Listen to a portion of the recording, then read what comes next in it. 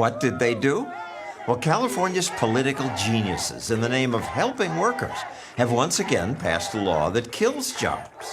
The minimum wage for fast food workers will rise to $20 an hour. We need this. We need this so bad. We need this, says this union activist. And in California, what unions want, they generally get. We fight! We win! California approved the higher minimum just for fast food workers. We did this. My workers, we did this!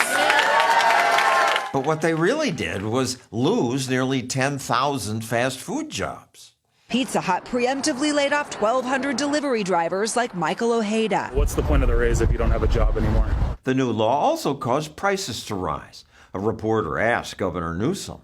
Can Californians expect the prices of their McDonald's and Starbucks to go up? I've heard that rhetoric before, and it didn't happen.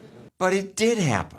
In this case, even before the new minimum took effect. McDonald's, Chipotle, and Starbucks already saying they plan to raise prices to offset the rising labor costs. And there was other damage. Some restaurants said, "We're no longer hiring. We're not growing in the state anymore." Others just closed. The owner of this restaurant texted. "I couldn't survive the mandated wage increases." And now that the $20 minimum's taken effect, restaurants in the state have increased prices by 10% faster than all other states. A cup of Starbucks coffee may now cost 15% more.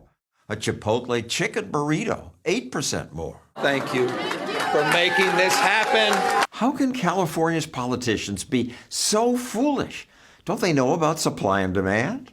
If you force people to raise wages, they'll either raise prices, cut jobs, or replace workers with machines. Almost everything here is made by machines. The fries by a robot called Flippy. The politicians know less than Stossel in the classroom students. I'd reported on this folly years ago when Seattle led the country in dumb wage laws. 15 in Seattle is just a beginning. We have an entire world to win. Solidarity. When the law passed, we went to Seattle to interview people about it. It's a good thing that we're leading the way for the rest of the country. A rising tide raises all boats. I wish that it was all over the place, not just Seattle. But now the results from Seattle are in. Some people are being paid more. They're the winners. But for many people who wanted jobs, the increased minimum wage is having an opposite effect, costing thousands of jobs and actually hurting low-income workers. You see it on this graph. The green line tracks the number of new jobs created in Washington state. The red line is new jobs in Seattle.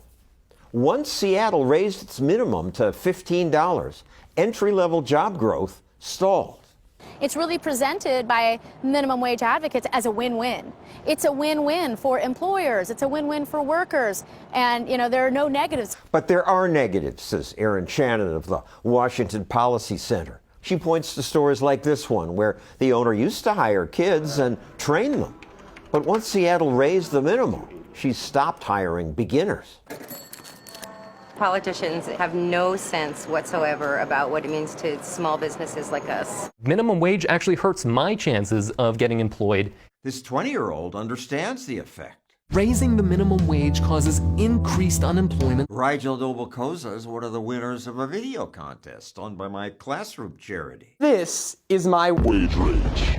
Dylan Hodes won the high school video contest. He mentioned a friend who worked at Kroger until her store raised its minimum to $12. She was getting paid $12 an hour, but slowly but surely, they started cutting her days, her hours. She was regulated to only working on Sundays, and that's because she was young and inexperienced. I feel the big thing... She wasn't worth $12. She wasn't worth $12 to Kroger. She's worth the world to me, but she wasn't worth $12 to Kroger.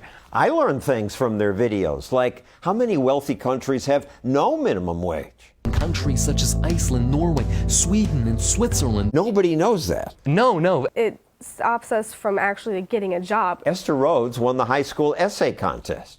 Her essay pointed out that America's first minimum wage laws were racist. At the time, blacks were often paid less, but they were more likely to be employed than whites. The whites were like, hey, they're getting all the jobs. This isn't fair. Congressman Allgood said he hoped the minimum wage would stop cheap colored labor in competition with white labor. So although Americans think the minimum was invented to help needy people, It was meant for the opposite, to keep the poor and the minorities from getting jobs. Lift up the minimum wage to at least $15 an hour. It's easy to see why a higher minimum wage is so popular. On the surface, you think, oh, this is a great idea. Because it raises some people's wages. Everybody deserves a living wage. But while it helps some, it harms many others, especially young people who may now not be offered their first job. I'm 14. It'd be very difficult for me to find a job. My labor wouldn't be worth $15 an hour. If only politicians were as smart as those kids.